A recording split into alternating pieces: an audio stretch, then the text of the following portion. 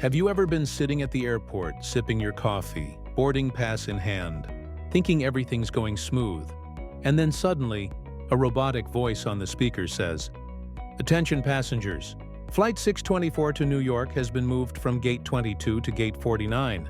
You look up confused, thinking, why? Why the hell did they move it when it was just fine? You're not alone. Almost every traveler has lived this exact moment. Yet almost nobody really knows the truth behind it. The reason isn't always what the airlines tell you. It's not just operational reasons or routine gate changes.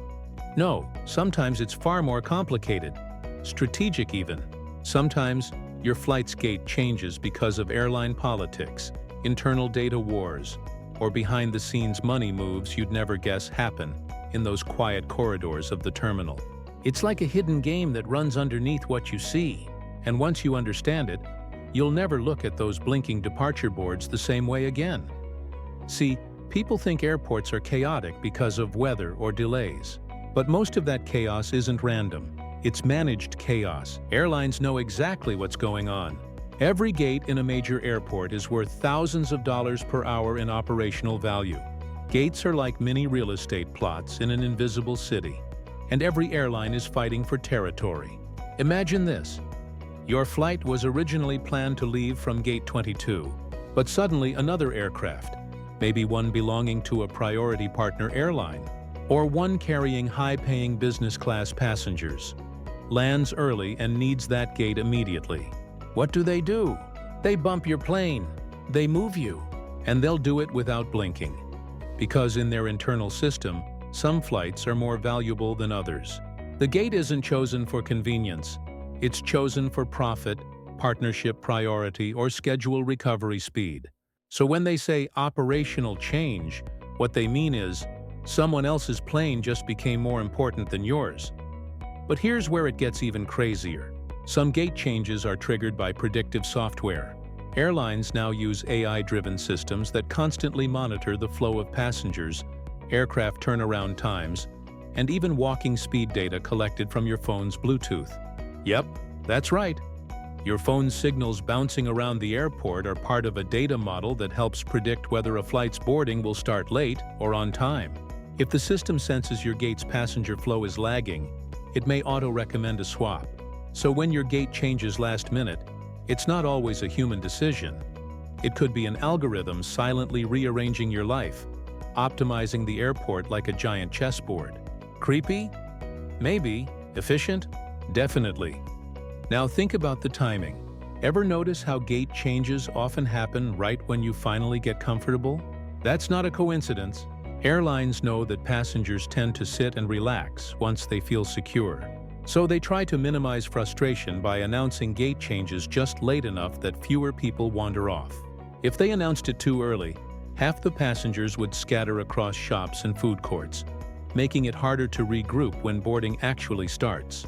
In other words, that late gate change is psychological timing. It's designed to control human behavior in crowds, to keep you moving in predictable patterns. Airports are built on human flow science, and every gate switch is part of that dance. There's another reason airlines shuffle gates, and this one's hidden behind those tinted glass walls where only authorized staff go. Every major airport operates something called a gate allocation system. Basically a digital marketplace where airlines request or trade gates like stockbrokers trade shares. It's updated minute by minute. If one flight gets delayed due to a storm, the airline may quickly swap gates with another departing aircraft to keep their overall operations on time. It's a domino effect. One delay can ripple across dozens of flights, forcing cascading changes. But here's the twist. Some airlines have better bargaining power than others. Legacy carriers like Delta or American often have preferred gate rights because they've signed long-term contracts with the airport. Smaller budget airlines? They get whatever's left. So when you're flying a cheaper airline and your gate changes 3 times before boarding, that's not bad luck. That's business hierarchy in action. And sometimes it's about something much more mundane, like cleaning crews or broken jet bridges. But even those aren't as simple as they seem.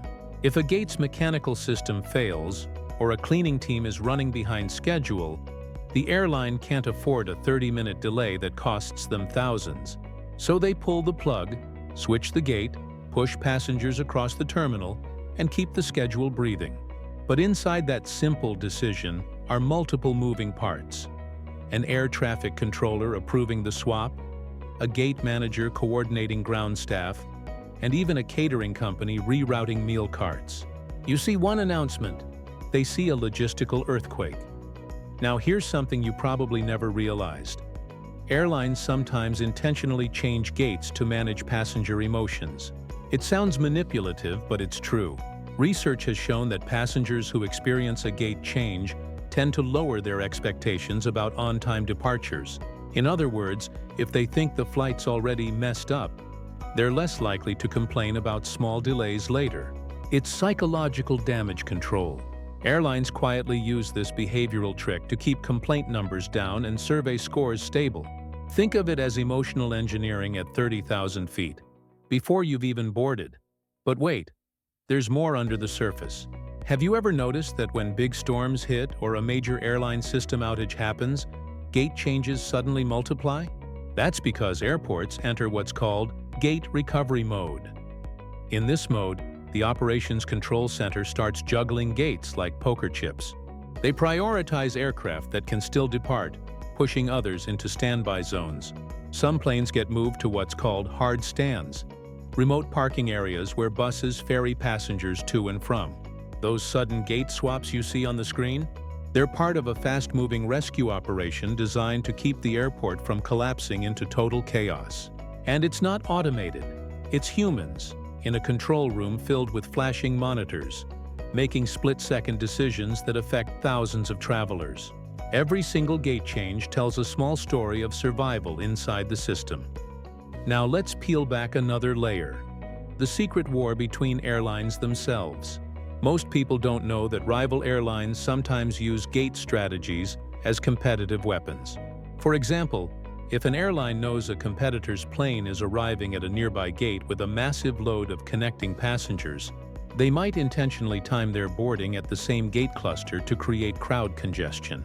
Why? Because chaos slows down their rival's boarding, which can delay their next departure. It's subtle sabotage. Legal? Mostly. Ethical? Questionable. But it happens more often than you'd think, especially during peak hours at big international hubs. The gate game isn't just about planes, it's about psychological territory. Here's another wild detail. Some airports hide maintenance or inspection issues by switching gates without explanation. Let's say a section of the terminal develops a minor safety concern, like a small hydraulic leak or a loose floor panel under a jet bridge. Instead of shutting the whole gate down and alarming passengers, they quietly swap it out, move your flight, and deal with the issue behind closed doors. You'll never hear about it, because operational reasons covers everything. That one phrase, two harmless words, is the most powerful cover in the airline dictionary. Still, gate changes aren't always bad. Sometimes they're lifesavers.